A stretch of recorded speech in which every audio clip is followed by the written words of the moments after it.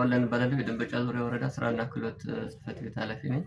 በበጀት ዓመቱ በቋሚና በጊዜያዊ ለ6442 ወጣቶች የስራ ዕድል ለመፍጠር ታቅዶ በቋሚም በጊዜያዊም ለ8697 ለሚሆኑ ስራ ፈላጊ ወጣቶች የስራ ዕድል ለመፍጠር ተችሏል። አፈጻጸሙንም ስናየው ከበጀት ዓመቱ ከእቅዳችን አኳያ ወደ 135% አካባቢ የሚሆን ለመፈጸም ችለናል።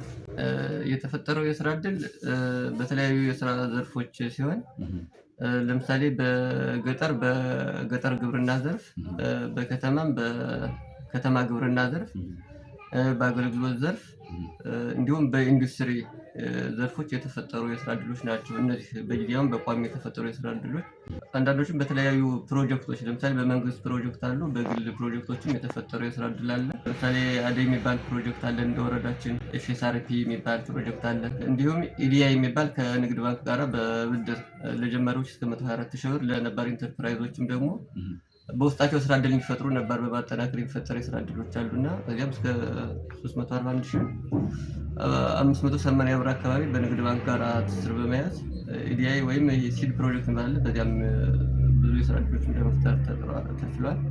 ተዘዋዋሪ ብድር እንግዲህ በበጀት ዓመቱ ወደ 6,045,052 ብድር ለመስጠት አቅዶ ነበረ። እንደሚታወቀው የተዘዋዋሪ ብድር ከአሁን በፊት የወሰዱት ከ2009 ዓ.ም ጀምሮ የወሰዱ ኢንተርፕራይዞች በየ6 ወሩም እንደየተሰማሩበት የስራ መስክ በየ3 ወሩ የሚመልሱ አሉ። ሪቮልቭ የሚያደርግ ስለሆነ ከተመላሹ ላይ ተጠራቅሞ ነው የሚሰጠውና ለአንድ በግል ለተደራጀ አንድ ወጣት በግል ኢንተርፕራይዝ ማለት ነው 250,000 ብር ነው ከፍተኛው። ይሄ የብድር መመሪያችን ስለሆነ የተዘዋዋሪ ብድር ራሱን ቻለ በፍኖተ የተጸደቀ መመሪያ አለ። በዚያ መሰረት ነው። ስለዚህ 6,045,000 አካባቢ ለመስጠት አቅደን የሰጠን ግን 4,210,000 ብር ነው እና አፈጻጸሙን ስናይ ወደ 65% አካባቢ ነው አፈጻጸማችን። ምንድነው ውዝፍ የፈጠሩ ኢንተርፕራይዞች አሉ። ከቁሱ ጋር ተያይዞ እኛ ማንደርስባቸው ብድሩን የማይመልሱ አሉ። ከቁሱ ጋር ተያይዞ ወደ ሌላ ቦታ የሚሄዱ አሉ፣ የማይመልሱ አሉ። ነገር ግን የተመለሰውን ብድር 5 ብራንች ነው ያለው። እኛ እንደኛ ወረዳ የዘለቃ ዋድ፣ የጨረቃ እንጀሪና የደንበጫ ብራንች ነው። 5 ቅርንጫፎች ላይ ነው ጸደይ ባንክ ላይ የተዘዋዋሪ ብድር ያሰራጨን ያለና። ስለዚህ ከስርጭቱ አኳያ ያለንበት አፈጻጸም 100% መድረስ ነበረብን። ነገር ግን ያልተመለሰ ውዝፍ ስላለ ከሌለ ደግሞ ተመላሽ ከሌለ ደግሞ ጸደይ ባንክ ሊያበድር ስለማይችል ኢቭን ኔጌቲቭ እየገባ ባንኮች ቀጣይ እናስመልሳለን በሚልም ብድር እያሰራጭንበት ያለበት ሁኔታ ነው ያለው። ለምሳሌ አሁን የጨረቃ ላይ ኔጌቲቭ ገብተው ግን ወደ 3 ኢንተርፕራይዝ ወደ 675,000 ብር አካባቢ የሚሆን ስርጭት አካሂደውልናል። ስለዚህ ቀጣይ ውዝፉንም እኛም እየተነጋገርን በደረስንበት ልክ እያስመለስንም ስለሆነ በጣም ውዝፋችን ከፍተኛ ነበረ። አሁን ግን የተሻለ አፈጻጸም ደርሷል። ወደ 60% ምናምን ደርሶ ነበር ከመቶ አፈጻጸሙ። አሁን ባለበት ግን ወደ 80.5% ላይ ማድረስ ችለናል። ቀጣይ ወደ ቀበሌዎች በደረስን ቁጥር አፈጻጸሙን 100% እያስመለስ በየበጀት ዓመቱ የሚታቀዱ የተዘዋዋሪ ብድር እቅድንም ማሳካት የምንችልበት ሁኔታ ይፈጠራል የሚል አስተሳሰብ አለ። ተጠቃሚዎች ላይ መለኪያዎች የመጀመሪያው የራሳቸውን ኑሮ ማሻሻል ነው። ሁለተኛው የቁጠባ ባህላቸውን ማዳበር ነው። እየቆጠቡ ነው ያሉት። ከዚያም ተጨማሪ ደግሞ ለብዙ ዜጎች የስራ ዕድል የፈጠሩ ናቸው።